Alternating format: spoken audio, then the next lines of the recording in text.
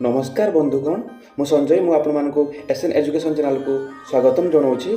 आज आपण बहुत बड़ बिग अपडेट रही शिक्षा संबंधी अपडेट रही जो बंधु मैंने ये चैनल को नुआ कर अनुरोध से इनफॉर्मेटिव वीडियो पाइबापी सब्सक्राइब करनी। चलो देखा कौन अपडेट रही। आज हेउची पवित्र साधारणतंत्र दिवस 76तम गणतंत्र दिवस उपलक्षे सबु देशवासी को आम परिवार तरफ हार्दिक शुभेच्छा और शुभकामना।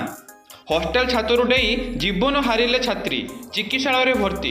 हॉस्टेल छात्रु डेई जीवन हारिले छात्री एभली एक दुखद घटना देखा मिली नयागढ़ जिलार एक महाविद्यालय +2 द्वितीय वर्षर छात्री 3 दिन हेब कौन कारण को नहीं मन दुखरे रोते। आज सका रूम रे समस्त सांग और सहपाठी थिले। छात्री जनक छात उपर जाई तलू डेई पड़ते। पढ़ा शब्द शुणी तले क्लास करुवा छात्री और अध्यापक और अध्यापिका आसी देखी गुरुतर अवस्था नयागढ़ मुख्य चिकित्सालय भर्ती कराइथिला। गड़ अंटा और मुहरे गभीर आघात लागिथिला। स्टडी टूर रे जाइथिले सब होई फेरिले।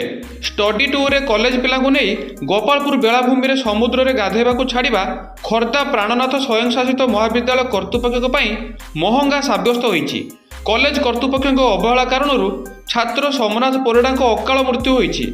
से प्राणनाथ स्वयंशासित महाविद्यालय युक्त 3 विज्ञान शेष वर्षर छात्र थिले। 11 बुलेट रे कौशल देखाइबे 80 छात्र छात्री। बुलेट गाड़ी चढ़े 9 जन जनक उपरे बसी जातीय पताका धरी देखाइबे। कौशल साधारणतंत्र दिवस अवसर में एभली दुस्साहसिक कौशल सह देखा मिल राफेल युद्ध विमान प्रतीक। 80 जन युवक युवती बुलेट रे राफेल को उपस्थापन करेंगे। 57 पुओ और 23 झील बुलेट रे बसी भारतीय वायुसेनार 4.5 जेनेरेशन अत्याधुनिक युद्ध जहाज राफेल भ्रम सृष्टि करेंगे।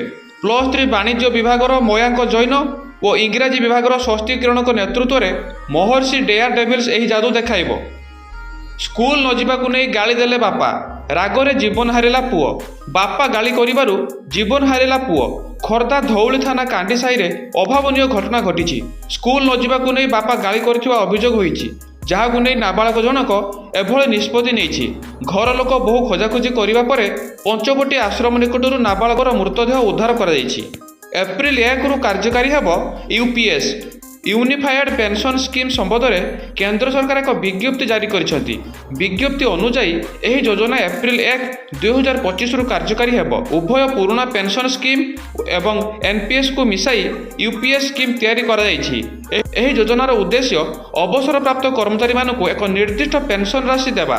सरकार द्वारा 24 जनवरी 2025 रे जारी कराइथवा विज्ञप्ति अनुसायी यूपीएस केवल किसी निर्दिष्ट शर्त रे योग्य कर्मचारी उपलब्ध हेब। जो कर्मचारी माने अति कम रे 10 वर्ष काम करिया परे अवसर नेबे से माने अवसर तारीखरु निश्चित पेंशन पाइबे।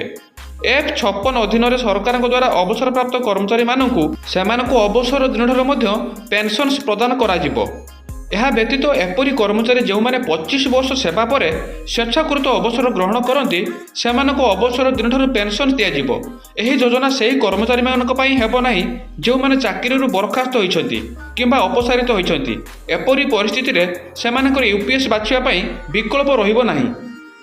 आज न्यूज अपडेट एतिक समाप्त होउछि। आपण मानको न्यूज अपडेट केमिति लागला निश्चित कमेंट माध्यम रे जणाइबे। आ जो बंधु माने एई चैनल को नुआ करी आछथि से मानको अनुरोध से माने सब्सक्राइब करि दियंतु कारण एई चैनल माध्यम रे जो इनफॉर्मेटिव वीडियो आसीबो आपण माने सर्वप्रथम पाई परिबे। आज मु रहूछि संजय। भगवान समस्तंकर मंगल करंतु। जय जगन्नाथ। वंदे उत्कल जननी।